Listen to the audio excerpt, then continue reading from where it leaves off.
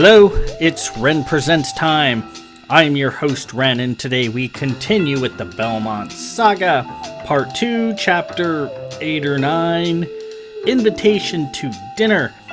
And we will be finishing Part 2 of the book, The Woman in Grey, a deep dive into the perspective of our antagonist, the Lady in Grey, to see things from her point of view. We learn a few things, see some of her triumphs, some of her failures, and we're gonna see a few other things. That this woman whose life was derailed at a ball of all things, it's just possible that maybe a piece of that good, decent person that she used to be might still be there. Some sort of redemption might be possible after all these years, after all this anger, quest for revenge. Maybe that wasn't really her after all. It was just an acting out, a facade, a ruse. These things are possible sometimes, so we will see. Last week, we see Lady Vendra became very interested in, since now that the sisters are on her list for revenge, that the sisters are using a magical summoned creature called a Nargal to push the second hitman, Lord Stenstrom of Belmont the Younger, just a kid, to push him in the direction they want him to go, to learn things they want him to learn, to prep him for becoming their it guy that they can control from afar and do their bidding. And they created a Nargal, a sand Nargal, to perform these tasks, to be everything all at once. A teacher, a tutor, a protector, and a lover, all rolled up into one. And when her use is done, the Nargal, Lillian of Gamboa. And actually, and some people have asked me, is there really a Lillian of Gamboa? And the answer is yes. Lily told Belle there was actually is a lady named Lillian of Gamboa. She's a painter, and she did visit his house on 2 occasions to meet Belle, and he chose not to go into the chalk house and see her. She got pissed and rode off the House of Belmont as a bunch of louts and bores and went on a anguished and rather pissed off letter writing campaign. But that's not the Lillian of Gamboa we came to know in this book. The sisters just sort of played off of her identity, fashioned their Nargal after Lillian of Gamboa. Not at all like her personality or her various strengths and weaknesses. It's just her name, basically. So they created this Nargal, and Nargals, as we said, are summoned creatures that can be made of a number of elements, metals, magical substances. Our good friend Carahil, the cosmic spirit created by Lady Poe of Blanchford, is technically a Nargal. He was created from Silvertech, and he meets all the criteria of a Nargal. He was put together in a fountain. He was imbued with intelligence and life, and that's really all you need. And he was summoned into service, and there he is. He became a god. So Nargals can be incredibly powerful. Sand Nargals are considered the least powerful of the various Nargals. However, they are still nothing to trifle with, and they have 2 forms instead of 1. They have that scary-ass whirling tornado form that they can do a lot of damage, and then they have their second form where they just look like a person for the most part.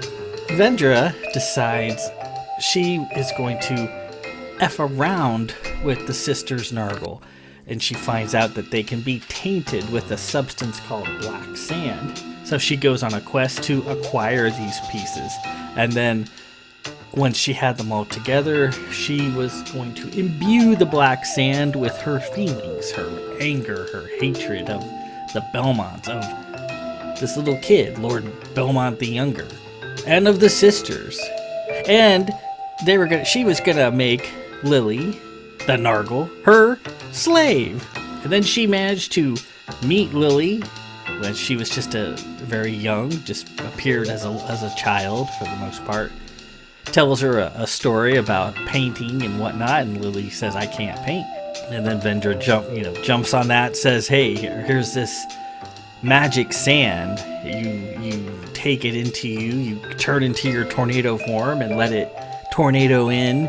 It'll give you the ability to paint, and you'll be able to join with your man. And being very naive, Lily believes her. However, the black sand didn't have the effect that Vendra was going for. She was trying to make it hate Lord Belmont, and that didn't happen. In fact, if anything, she seemed to love Belle even more. That's something the sisters put into Lily. And in later books, she would say the love that they built into her for Lord Belmont was the only thing that they built into her that she didn't reject. That's the one thing she kept. It didn't work, but it did make her more powerful. It gave her the ability to paint. It made her more confident, more regal, more bold, more rebellious and headstrong, which was manifesting itself more and more as time went on. And then the sisters well, we're just going to find this Nargal. She escaped from her pen, and then we're just going to, her task is almost done, and once it's done, we're just going to kill her. Lily is not just going to play ball with that anymore. Anyways, let's proceed immediately to chapter 8 or 9, because my incompetence is still holding sway.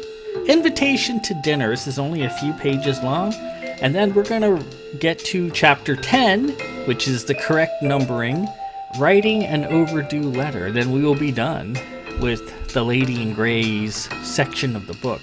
We'll get into part 3, which is known as the Pilgrims of Marion. So let's begin immediately. This shouldn't take too long, and knock this out of the park, and we'll be done with part 2.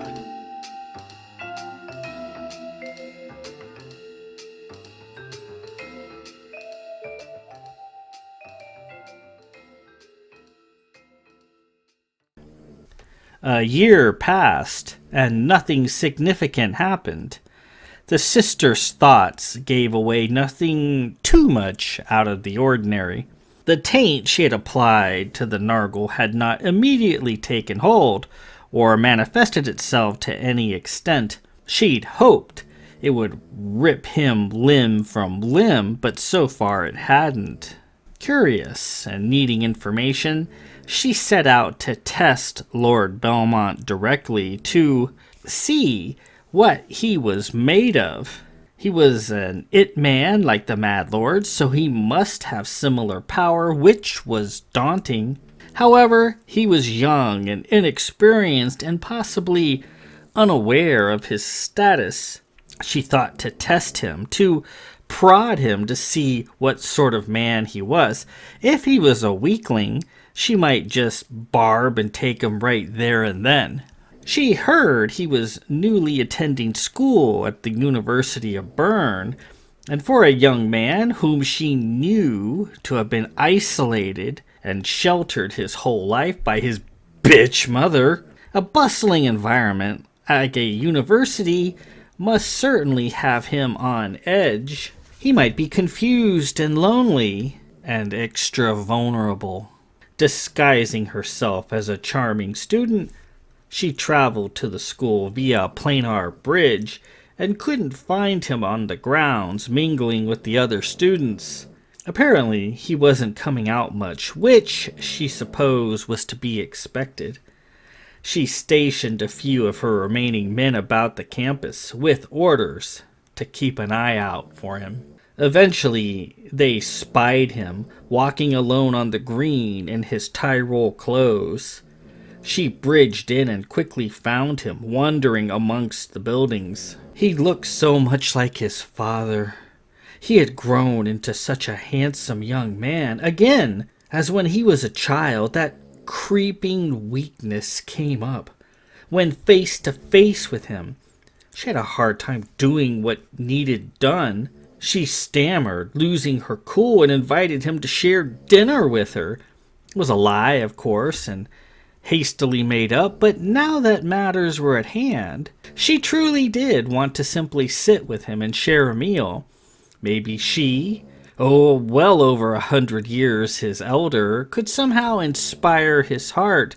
No barbs, no tricks. If she couldn't have Lord Stenstrom the older, perhaps the younger, the It Man, would do. She hadn't pondered such a thing before, but maybe. Perhaps that might be the ultimate revenge after all, to be welcomed at Belmont Manor as a house guest, sharing the bed of the son of her hated enemy. Lord Belmont, however, resisted and refused her invitation. Spurned again, she left his presence and thought of another plan. She decided to give it to him full bore. She stoked up her scent to maximum levels and went after him. She would take him by force, barb him by guile, and have him in turn. But he was gone. Surely he couldn't have quit the area so soon. She looked around and couldn't find him. Just like his mother had done decades earlier at St. Gala's Vale, he had simply vanished into the shadows. She was determined to follow him and pounce while he was weak. She pulled a bottle full of man detector from Carina out of her bag, rubbed it on a steel ball, and placed it on the ground. The ball rolled into nearby greenery. He was there. He had to be hiding somewhere. Just like his mother had once faded into the shadows, so too could he. She reached into her bag and slipped on a pair of barbed knuckles.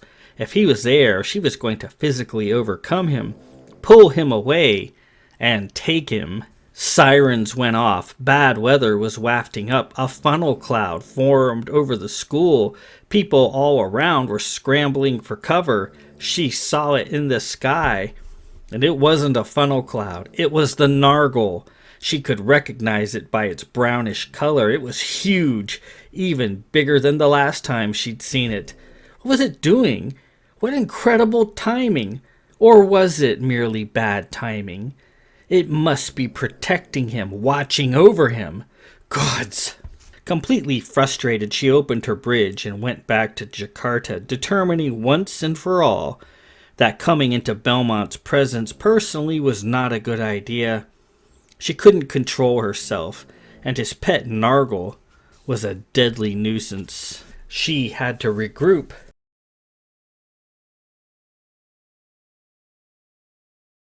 The Nargal gambit finally appeared to be paying off.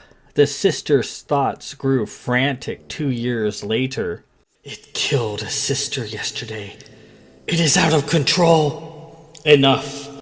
Be done with it. Our It Man needs it to guide him no longer. He has gone where we wanted him to go. We have shown it to him. He now knows what it is. Its purpose is done. No, it has fled. Where could it have gone? Find it.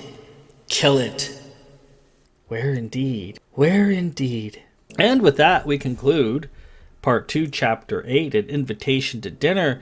So we recall Stenstrom encountering this student at the University of Bern, and when he was just arrived, he really was kind of a man out of place. He'd been sheltered his entire life at the Belmont household. Didn't have any friends, didn't know how to make friends.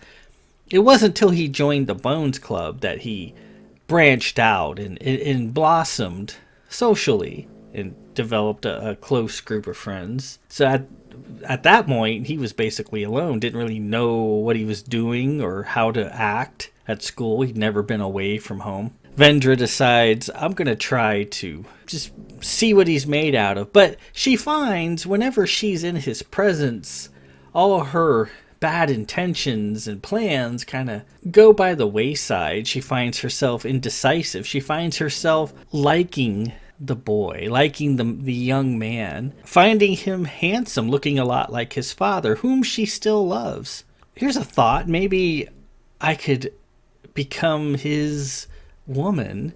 And wouldn't that be an amazing revenge? To be escorted into Belmont Manor on the arm of the heir of Belmont Manor. Wouldn't that just piss Lady Jubilee off. But it didn't happen. He spurned her. He wasn't really very sociable. And then she decides, well, maybe I'll just give him the barb and take him if I can. But then Lily shows up and is protecting Lord Stenstrom, so she didn't have a chance to take it any further.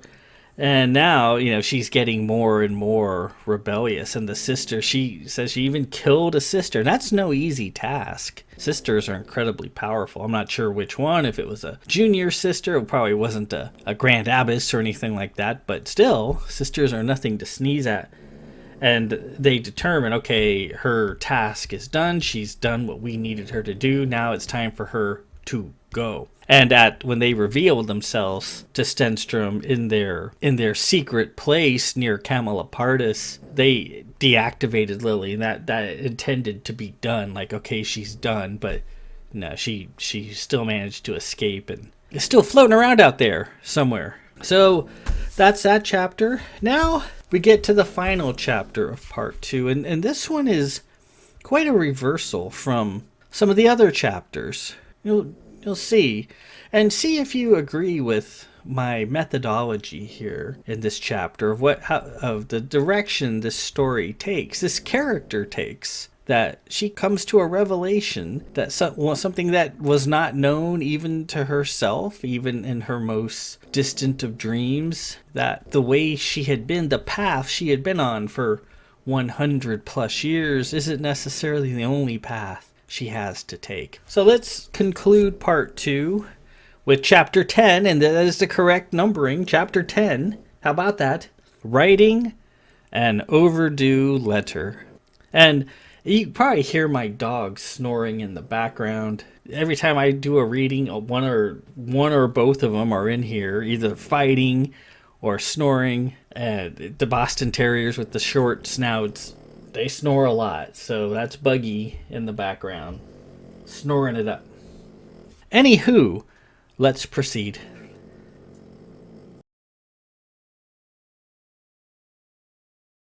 So there she sat on her familiar terrace, looking out on her familiar hills. What had 90+ years of hate and revenge bought her? Lady Jubilee was dead at last, though of natural causes. The sister's it-man was dead, and now the second it-man, Lord Stenstrom of Belmont, was at Rome in a stripped-bare ship. She had persuaded Admiral Derleth to place several beacons aboard the ship so that she could home in on it with her planar bridge and torment him with her men. When she discovered that the Admiral's adjutant had joined in with Belmont, she sent a few of her slaves to leave him several calling cards, knowing Lord Aram's fear and preoccupation with the Fiend of Calvert. Good fun. But the sisters appeared to have taken note and blocked the vessel from further incursions. Something killed her men and destroyed her beacons. Possibly the sisters had done it, but more probably it was the Nargal protecting her belle to the last. A small matter. Lord Belmont was soon to be humiliated and knocked off his chair and possibly killed by her niece, whom Admiral Derleth had sent after him. While her personal control was certainly questionable in Lord Belmont's presence, surely her niece, Lady Gwendolen Apprentice, an undeniably cold woman worthy of Carina itself, would not be so swayed. Vendra had made a minor project out of her, hoping to fill her with all the rage she had felt over the years. The closed vendetta circle. The Ganada on Baz had said everybody's in it with her, and she sighed. 90 years of revenge and hatred, lots of dust and an empty bed, empty soul. Her sisters on Carina had taught her much, patience, skill, and resolve. The only thing they hadn't taught her was how to live with an empty life full of old bones and cold shadows. What of the sorrow? My sisters, what of that? You promised to rid me of it, yet it remains. What am I to do? Years ago, when she sat there by the sea, holding the tiny Lord Stenstrom, the man she was even now scheming to humiliate and kill, was the only time in the past 90 years she'd been truly happy. How wondrous it had been to hold a child in her arms and be a mother, if only for a few moments. Her sisters on Carina had taught her none of that. Circles on a page. A landscape full of curses and voices from the past. With Lady Jubilee passed away, the dark, murderous person she'd become on Carina was dying as well, becoming less and less with each passing day, finally joining Jubilee in the grave at long last. The Dams of Carina had taught her that revenge, scheming, getting even with those who had wronged you, is all that matters. Look at me in your final moments, you bastard, and know who it was who bested you. What were paltry things like hope and love compared to the majestic finality of revenge? The dames would certainly argue. What indeed? She wondered as she looked upon herself in the mirror, no longer a dark, frightful presence, just a bent, mirthless form. Life had passed by. Can this be me? She'd watched life evolve at the Belmont household, despite her continued efforts to derail it. She'd watched the coming and goings, the little triumphs and the tearful tragedies, all part of daily life. And there she was, still angry, still stuck in the past, alone on that ballroom floor at St. Gala's Vale. She'd watched Jubilee's son, the It Man, survive all the murder attempts and roadblocks she could hurl at him, overcome an overbearing mother, a tainted Nargal, and a stripped-dead ship, and keep trying, keep plowing ahead, no matter what, giving chase to his dreams. She remembered his eyes as she raised the knife to kill him, so full of dreams. Perhaps there was much to be learned from that. Hope and perseverance were the things the dames of Carina never put much stock in, and perhaps they were wrong. Perhaps they were blind, as she had been blind. Could it be that revenge, despite all its fearful trappings, was nothing more than a fitful cry for attention from a desperate and empty person? Look at me! And she did something 90 years overdue. Something she had wanted to do for a long time, but hadn't the courage. She got out a piece of paper, not gray, but soft pink. The paper was old, from the long-ago Ballwig days, before they, under her influence, became callous heartbreakers and petty vixens. This paper was from the days when they wrote smiling letters together in the hope of finding love. She steadied her hand and picked up a marker. The old curse was closing in on her. Any more, whenever she tried to write, her hand did of its own will and drew an endless number of scrawled names inside an ugly circle. The names of faceless dead men, and her name mixed in there as well. A murdered victim, just like the rest. The damn bazzers, their magic, they had gotten to her after all. Paper after wasted paper came and went, scrawls, circles, and names shouting out from the grave. She concentrated, forced her hand to obey. She wrote with all the strength she still possessed. To my dearest Stenstrom the Older, Lord of Belmont, South Tyrol, I have been seeking the words to write this letter for far too long. 90 years of hatred and scheming, fading into nostalgia and regret. Revenge was fleeting, it was deceiving. What was strong? What endured? The tiny ember of love she'd managed to nurture and keep glowing all that time. As she wrote, she prayed for his son, for the man she tried to kill, prayed he might somehow endure just a little bit more, complete his mission and get to Baz.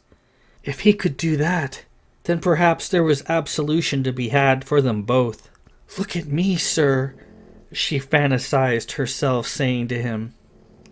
I have done these terrible things, and I beg you to forgive me. She finished the letter, sealed it, and called for an attendant to send it on its way. It sat there on a silver plate, 90 years in the writing, the long-awaited triumph of hope and love over anger and revenge. And with that, we conclude part 2, The Woman in Gray, chapter 10, Writing an Overdue Letter.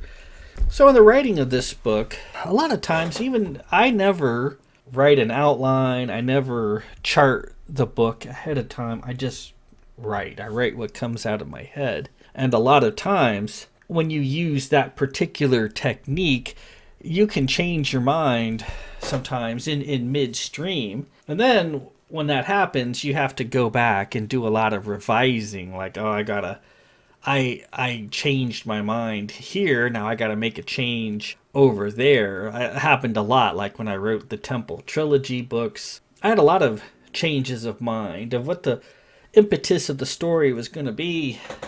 Lots of times. Just the way it is. I don't like outlining a book and being stuck to those pieces, those plot points. I like the freedom of just primal creation, on the fly creation. I think that's, for me, how I produce my best work. But with that comes a change of heart. And right in this chapter, chapter 10, I changed my mind about this character. She wasn't going to be just an angry, evil person. That she still, despite everything, despite the terrible things she's done, she's still a human being. With Lady Jubilee's passing, when she was gone, all the anger she'd had all those years died with her. The source of your animus, of your anger, once it's gone, everything else just sort of fades away. And with the passing of Lady Jubilee, she recovers. She loses the Fiend of Calvert persona. It's just goes away, and she just doesn't want to be that way anymore. Doesn't excuse what she's done or the suffering she's created, but she still had an epiphany. The angry, hateful, dark, murderous person I was is now gone. Lord Stenstrom's son, the It Man, the guy she's been scheming against for pretty much his entire life, now he becomes something totally different. He becomes a symbol of triumph, of perseverance, that if he could make it to Baz and complete his mission, then that symbolically would mean she can change as well. She can persevere and triumph. And that even though the Doms of Kreiner taught her lots of horrible things, told her love is irrelevant, it was love that sustained her through the years, that it was buried under all this ugliness, but it was still there. And it can shine again.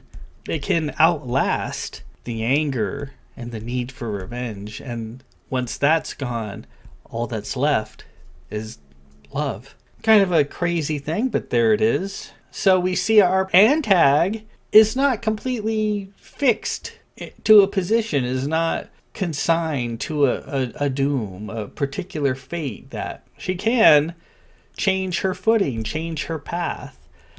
And now, whereas before she was trying to get Stenstrom the Younger to fail miserably and possibly get killed, now she's rooting for him to succeed. That if he can get to Baz, then that would mean a lot, both for her and for him. So that was part 2 of the book, The Woman in Gray. I hope you found that insightful. Now we conclude to the exciting final part of the book, part 3, The Pilgrims of Marion.